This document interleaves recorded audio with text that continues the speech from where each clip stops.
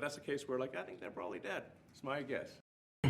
If there's not a good feedback loop from the people to the government, and if you have rule of the bureaucrat, or if the bureaucracy is in charge, and then what meaning does democracy actually have? If the people cannot vote and have their will be decided by their elected representatives in the form of the president and the Senate and the House, then we don't live in a democracy, we live in a bureaucracy. So it's incredibly important that we close that feedback loop, we fix that feedback loop, and that the public's elected representatives, the President, the House, and the Senate, decide what happens, as opposed to a large, unelected bureaucracy. It takes a lot to get there. They actually are not paid, which currently they are paid. And they've also got to address the deficit. So we've got a $2 trillion deficit, and if we don't do something about this deficit, the country's going bankrupt. I mean, it's really astounding that the interest payments alone on the national debt exceed the Defense Department budget, which is shocking, because we spend a lot of money on defense. And if that just keeps going, we're essentially going to bankrupt the country. So what I really want to say is, like, it's not optional for us to reduce the federal expenses. It's essential. And then there's a whole bunch of Social Security payments where there's no identified. We do find it sort of rather odd that there are quite a few people in the bureaucracy who have ostensibly a salary of a few $100,000, but somehow manage to accrue tens of millions of dollars in net worth while they are in that position, which is, what happened at USAID. We're just curious as to where it came from. Maybe they're very good at investing, in which case we should take their investment advice, perhaps. But there seems to be mysteriously they get wealthy. We don't know why. Where does it come from? I think the reality is that they're getting wealthy at the taxpayer expense. That's the honest truth of it. So, we're looking at, say, if you look at, say, Treasury, for example, basic controls that should be in place, that are in place in any company, such as making sure that any given payment has a payment categorization code, that there is a comment field that describes the payment, and that if a payment is on the do not pay list, that you don't actually pay it. None of those things are true currently.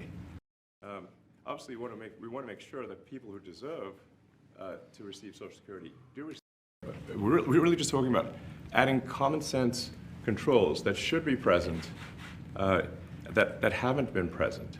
So you say, like, well, how could such a thing arise? That seems crazy.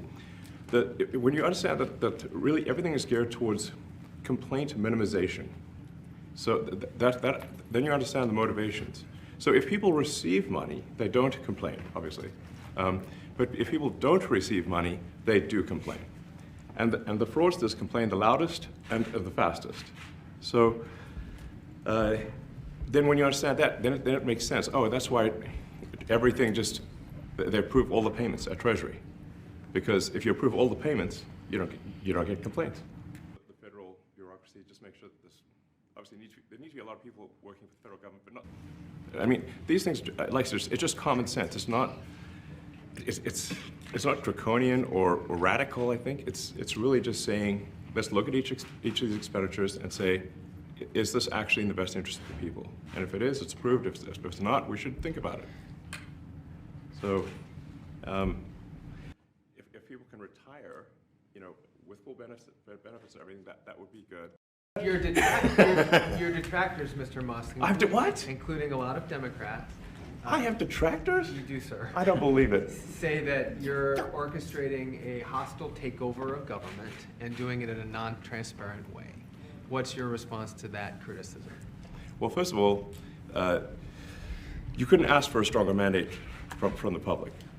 The public voted, we have a majority of the public voting for President Trump. We won the House, we won the Senate. The people voted for major government reform.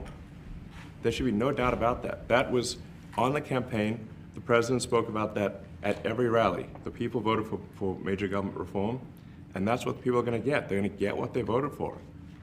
And a lot of times, that people that don't get what they voted for, but in this presidency, they are going to get what they voted for, and that's what democracy is all about. Than the DOGE organization, Mr. Musk, the White House says that you will identify and excuse yourself from any conflicts of interest that you may have. Does that mean that you are in effect policing yourself? What are the checks and balances that are in place to ensure that there is accountability and transparency? Well, we actually are trying to be as transparent as possible. In fact, we post our actions to the DOGE handle on X and to the DOGE website. So all of our actions are maximally transparent. In fact, I don't think there's been, I don't know of a case where an organization has been more transparent than the DOGE organization.